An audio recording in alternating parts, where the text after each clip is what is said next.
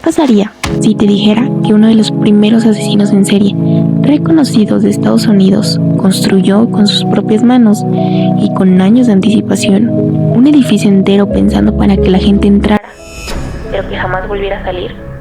Eso es lo que se cuenta sobre Holmes, y aunque parte de la historia se exageró, lo que sí se pudo comprobar es más que suficiente para explicar por qué todavía hoy se le estudia como uno de los casos más perturbadores del siglo XIX. Su verdadero nombre era Herman Webster. Nació en 1861 en un pueblo chico. Desde joven mostró facilidad para mentir y para manipular, y con el tiempo se convirtió en un estafador bastante hábil. En algún momento adoptó el nombre por el que se le conoció después, Dr. Henry Howard Holmes. A mediados de la década de 1880 se instaló en Chicago y consiguió trabajo en una farmacia. Con el tiempo terminó quedándose con la propiedad donde trabajaba, después de que la dueña, una mujer mayor, desapareciera en circunstancias que nunca quedaron del todo claras. Con esa base económica, Holmes empezó a construir un edificio de 3 pisos en la esquina de las calles 63 y Wallace, que él mismo bautizó como el Hotel de la Feria Mundial, pero que con los años se hizo conocido como El Castillo.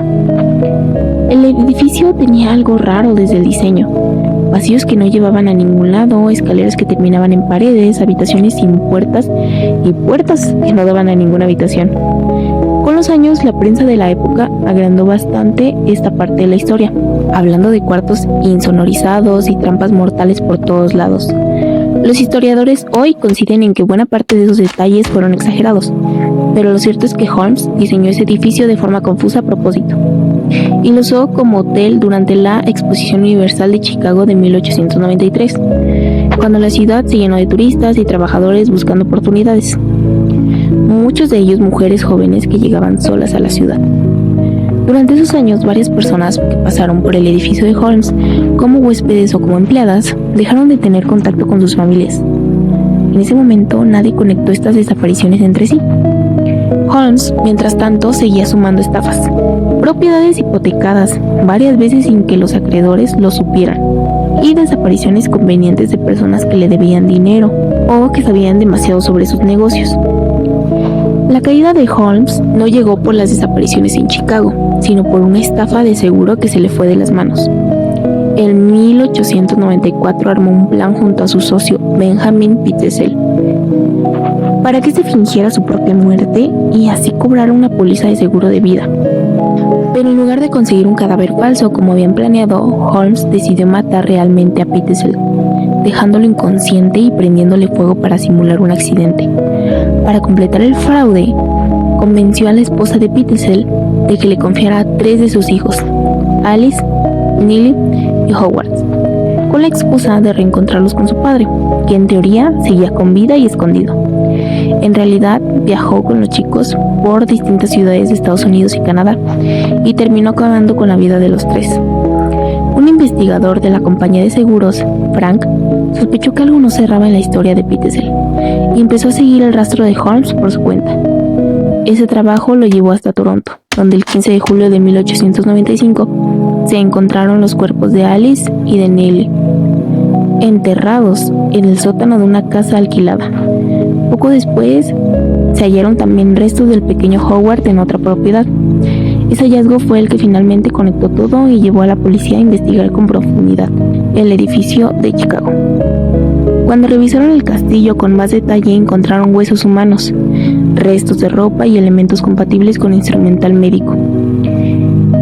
Aunque, contrario a lo que se suele repetir, no hay registro comprobado de que los 9 asesinatos por los que finalmente se le acusó formalmente hayan ocurrido dentro del edificio. Holmes fue arrestado en Boston a finales de 1894, primero por un tema menor relacionado a estafas con caballos, y terminó confesando el fraude del seguro y la muerte de Pitezel. Con el tiempo llegó a confesar hasta 27 asesinatos distintos, aunque esa cifra nunca se pudo confirmar del todo, y de hecho se supo que algunas de las personas que mencionó como víctimas seguían con vida.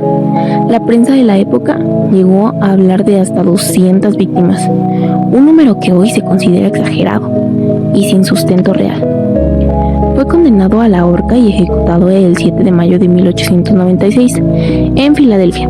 Antes de morir, dejó una frase que se hizo famosa. Dijo que habría nacido con el diablo dentro suyo. Con el tiempo, la leyenda del castillo creció más que los hechos comprobados, y hoy es difícil separar del todo lo que realmente pasó de lo que se fue sumando con cada nueva versión de la historia. Y ahí está lo más inquietante del todo. Incluso, sin las exageraciones, lo que sí se pudo confirmar ya alcanza para explicar por qué se le sigue considerando uno de los primeros grandes asesinos seriales de Estados Unidos. ¿Ustedes creen que la fama de este caso se la ganó por lo que realmente hizo o por todo lo que se le sumó después? Yo soy Amo Sapiens y nos vemos en un nuevo expediente.